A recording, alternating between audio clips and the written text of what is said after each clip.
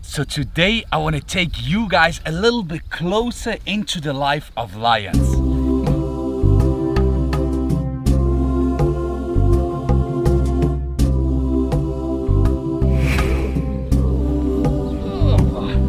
Alright, a lot of people keep on asking me how did I manage to become part of a Lion Pride? How can I be so close with them at all situations? Today we want to go a little bit more into detail. What does this mean? In the world of lions, 90% is body language and only 10% is communication through vocalism, or however you call it, like through certain sounds they make, like growls or calls or something like that. But every movement of his head, of his paws, combined with the tail, of my eyes, where do they look? Do I move backwards or to the front when they approach me? All this is constant communication, guys. And if you're not aware of what they are telling you, if you can't understand them or don't see it, that's where the real struggle starts, and that's where it gets dangerous. This is the moment where Dexter shows the girls, listen, it's over. Look there.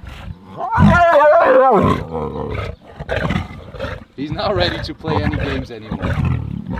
And there is a huge difference between being respected and accepted by a lion in his environment, or being part of his family, being actual part of his pride. Now, I didn't teach them any language. They don't speak my language. I actually came here and learned their language. That's why I have to communicate as a lion in their language.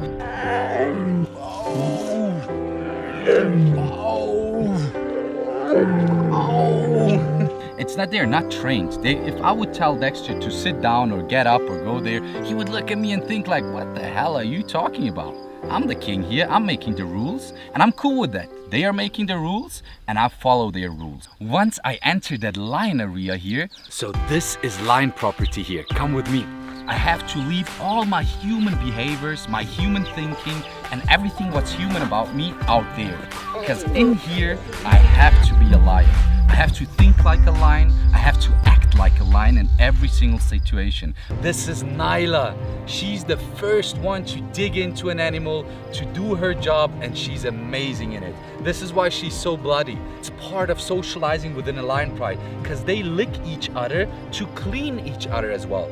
Now, unfortunately, I can't lick, so I'm imitating with my hands to take the blood off her and get her clean again. Look how she's enjoying it.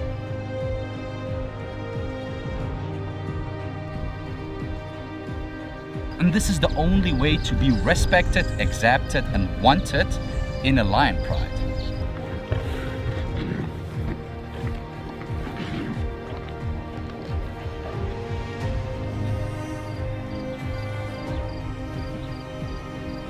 Now let's talk about respect. Now respect is essential in a lion pride all day long, 24/7. But what does it mean? Respect means to give each other the privacy and the space they need. You often can see that lions lay on top of one another, they love affection and to cuddle, but there is also those moments when they don't like it or they just don't feel like it. And in those moments, they will let you know straight away. And if they let you know and you step away and respect that, then you're cool at all times. But once you don't follow the rules and you stop respecting or overdo it by dominating one another,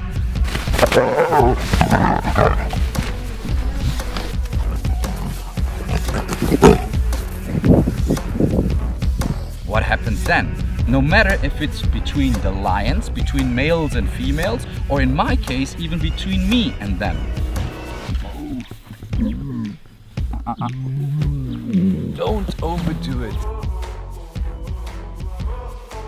Leave it. Yeah, so these are the situations. If she does it again, she'll get it again. Yeah. She can't enter my world, like my privacy, and just take over everything. And that's the same thing she does with the other ones. That's why she's the one with the most scars in the face. Now usually they start to communicate in such situations straight away through body language. Certain movements which will show you, step away, I don't want that. Now if you can't see that or don't respect that, they'll start getting vocal. So they'll growl or just do certain sounds which symbolizes, listen, attention, you're about to cross that line now. If you still continue and if you still keep on bothering them, that's where they're gonna slap you, claw you, bite you, or just do something which seriously hurts you on purpose because you didn't listen to them. Like there. That's a warning. That's more warning. Easy there. As I told you twice, I told you 3 times. One more time and I'll fuck you up.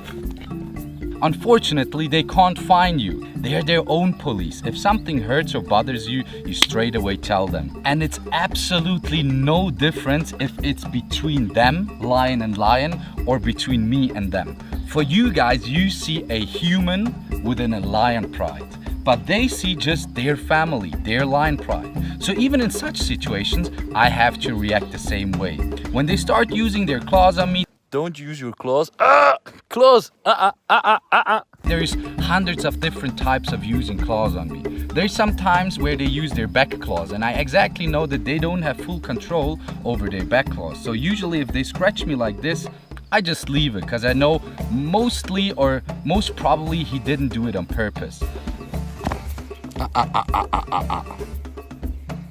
Don't think about this. Go there and do that with Dexter. Ow. Look at this. Just happened right now. But that was not on purpose. That's just a reaction, reflex thing. That's why it's okay.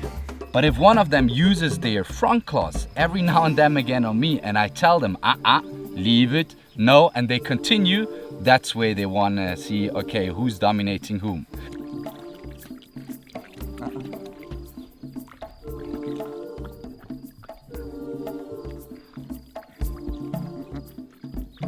And the only thing I can do is use my knuckles, give them a smack, whether it's on the nose when they biting too hard, or it's on the paws when they're clawing too hard or something like that. Claws, leave it.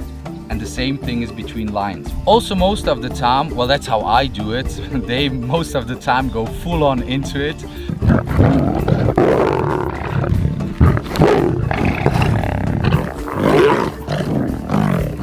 I'll just quickly tap on the paws or on the nose so that they know, okay, now I really crossed the line already, and if I don't stop now, that tap is gonna get worse and worse and it's gonna start to hurt.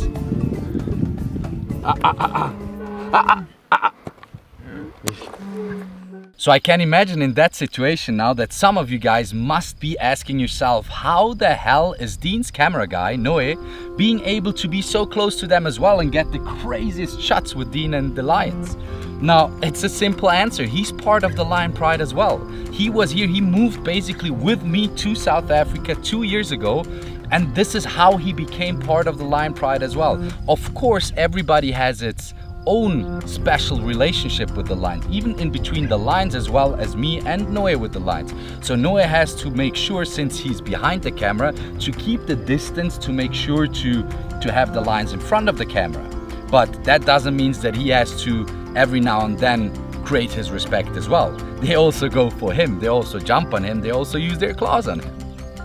Now one last thing, please guys, don't think just because you're patient or willing to be patient and you love lions a lot and are ready to show and receive respect that you can just jump out in Kruger National Park and walk up to some lion prides and bond with them. That's not gonna work. I know them since they are small, we grew up together. This is a relationship built over 2 years of time, intensive work every single day, when it's raining, when it's getting bloody, when it's hot, when it's night, when it's day.